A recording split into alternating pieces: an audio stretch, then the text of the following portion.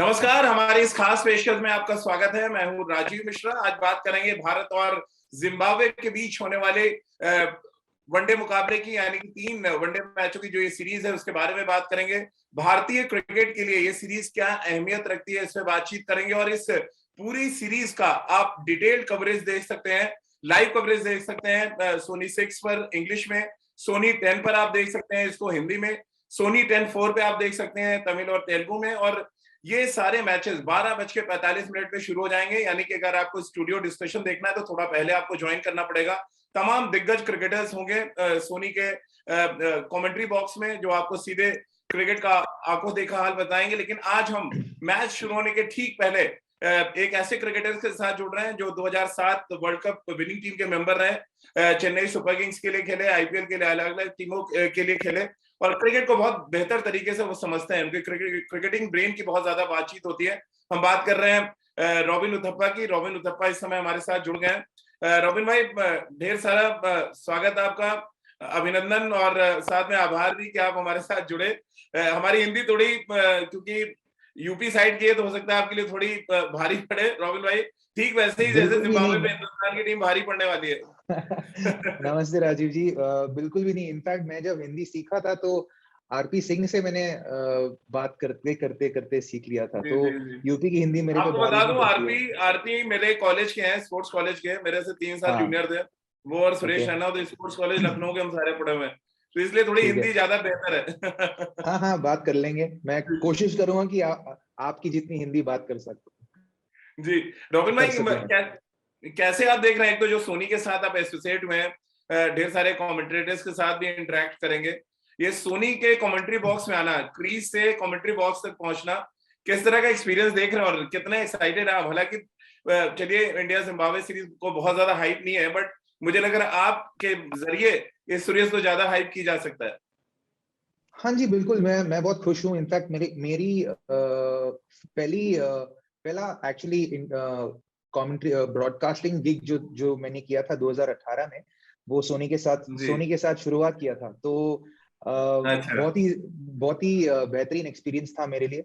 और इनफैक्ट मैं बहुत खुश हूँ कि मैं यहाँ पे हूँ और सोनी के साथ वापस जुड़ा हुआ हूँ और काम कर रहा हूँ। जैसे आपने कहा था कि ऑब्वियसली जिम्बाब्वे के लिए बहुत ही एक्साइटिंग सीरीज होगी है, क्योंकि काफी अच्छी टीम जो हमारी एक्चुअली बन के आई है पिछले 1.5-2 साल में। जो दो तीन टीम हमारे पास जो है, जो लग्जरी है हमारे पास। तो फिर भी मुझे लगता है कि जितने प्लेयर्स हैं, जिसको भी अपॉर्चुनिटीज मिलेगी, वर्ल्ड क्लास प्लेयर्स हैं और अच्छी सीरीज होगी। इनफैक्ट हमारी यंगस्टर्स के लिए भी और जिम्बाब्वे टीम के लिए भी प्रॉपर टेस्ट होगी उनको। रॉबिन भाई, क्योंकि अचानक टीम का कप्तान बदल दिया गया, पहले शिखर धवन कैप्टन, फिर के राहुल कैप्टन है। अब मैं टीम में नजर डाल रहा था तो टीम में सारे के सारे ओपनिंग बैट्समैन नजर आ रहे हैं, यानी कि या तो मेकशिफ्ट ओपनर्स हैं या तो परमानेंट ओपनर्स हैं। कितना मुश्किल आप देख रहे हैं। मैं इसलिए सवाल इससे आपसे शुरू कर रहा हूँ क्योंकि आप भी ओपनर थे, लेकिन आपने भी अलग अलग नंबरों पे बैटिंग की है।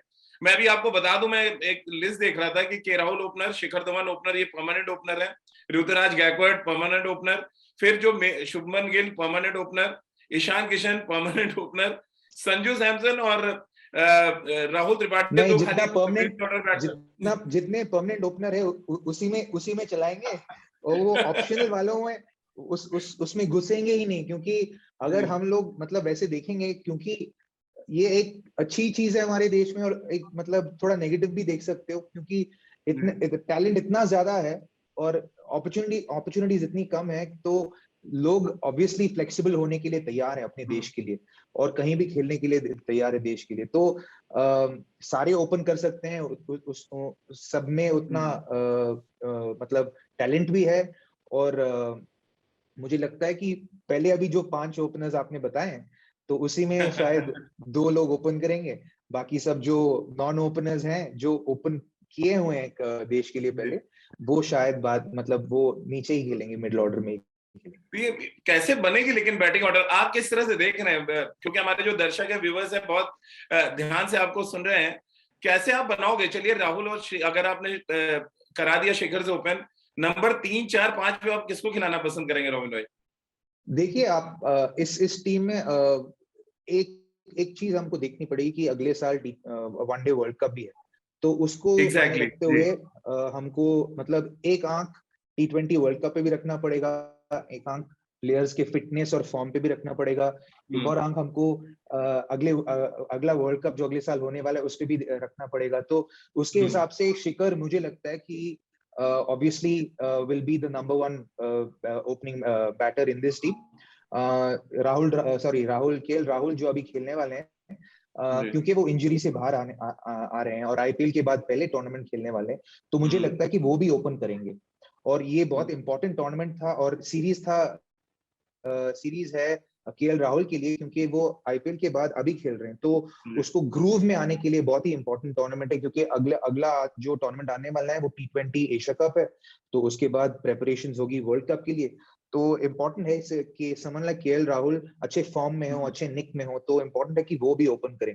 तो उसके बाद हम देखेंगे तो हमारे पास 3-4 ऑप्शंस हैं। शुभमन गिल जो वेस्ट इंडीज में बहुत ही अच्छा बेहतरीन प्रदर्शन किया था ओपनिंग करते हुए, और ऋतुराज गायकवाड़ जो अभी विंग्स में बेचारा बैठा हुआ है, और जो मुझे लगता है कि 3 फॉर्मेट प्लेयर है, पर अनफॉर्चुनेटली उसको मौका नहीं मिल रहा है उसका टैलेंट, उसका एबिलिटीज को पोर्ट्रे करने के लिए, दिखाने के लिए कि यार मैं भी एक 3 फॉर्मेट प्लेयर हूं, मैं भी अवेलेबल हूं, मुझे भी मेरे लिए भी चांस बननी चाहिए इस टीम में।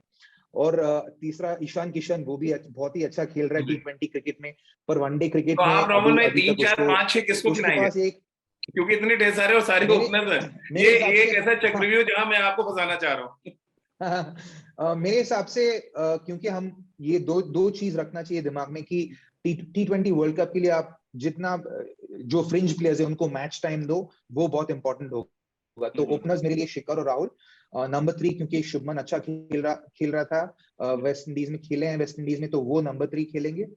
फिर मुझे 4-5 ऑब्वियसली मेरे हिसाब से दीपक हुड्डा होगा 4, 5 संजू भी आ सकता है, ईशान भी खेल सकते हैं 5 पे, राहुल त्रिपाठी भी खेल सकते हैं, तो 3, 4, 5, 6 वहां उसमें बढ़ जाएगा मुझे लगता है।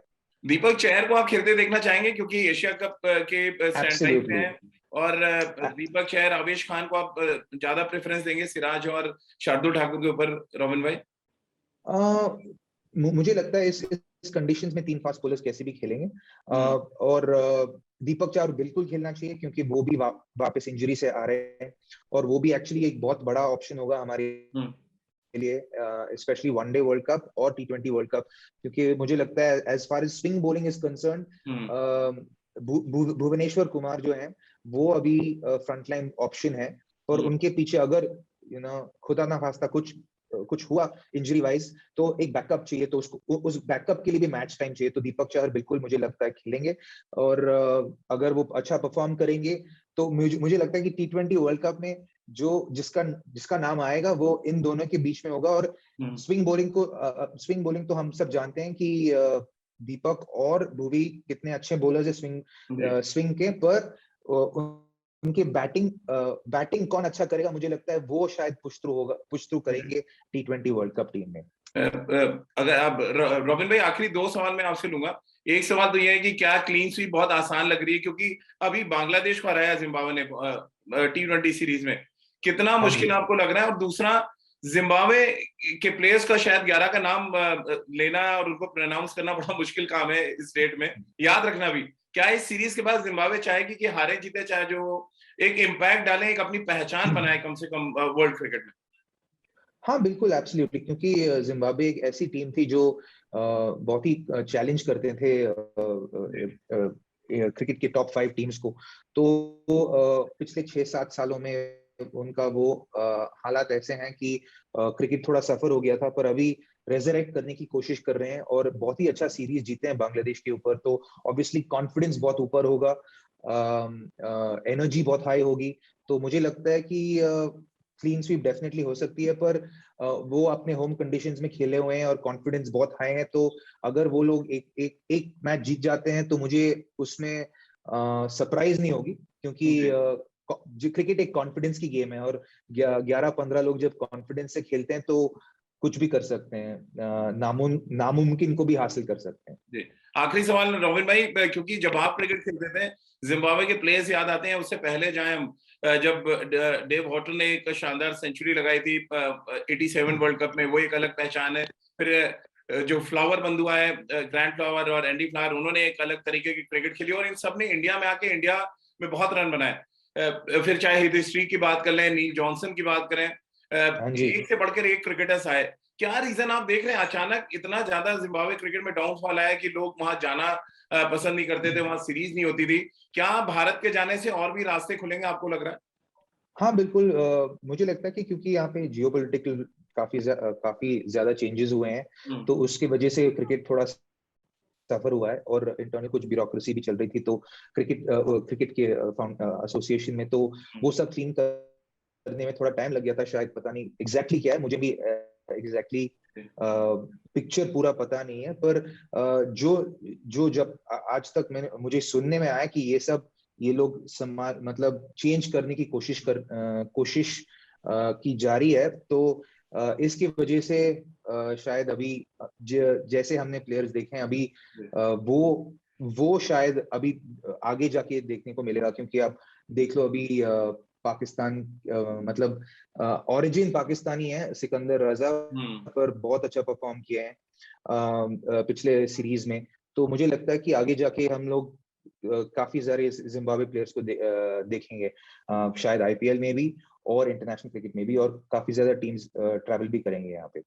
चलिए रावण भाई, बहुत बहुत शुक्रिया आपका हमारे साथ जुड़ने के लिए। इस उम्मीद के साथ कि सोनी हम तक जो ये सीरीज पहुंचा रहा है, पहले तो सोनी का भी बहुत बहुत धन्यवाद कि मैचेस देखने को मिलेंगे। इससे पहले वेस्ट इंडीज के जो क्वालिटी हमने देखी टेलीकास्ट की, वो किसी को भी समझ नहीं आ रही थी। तो अच्छी बात है कि अच्छा ब्रॉडकास्टर हमें मैच दिखाएगा ताकि क्रिकेट की बारीकियों को हम समझ पाए, और इन बारीकों को समझने के लिए आपको उन तमाम क्रिकेट एक्सपर्ट्स को भी सुनना पड़ेगा जो सोनी के माध्यम से कमेंट्री करेंगे और अच्छी क्रिकेट की खबर हम तक पहुंचाएंगे। और हम सब उम्मीद कर रहे हैं कि अच्छी खबर के साथ साथ हमें अच्छी खबर मैदान से भी मिले।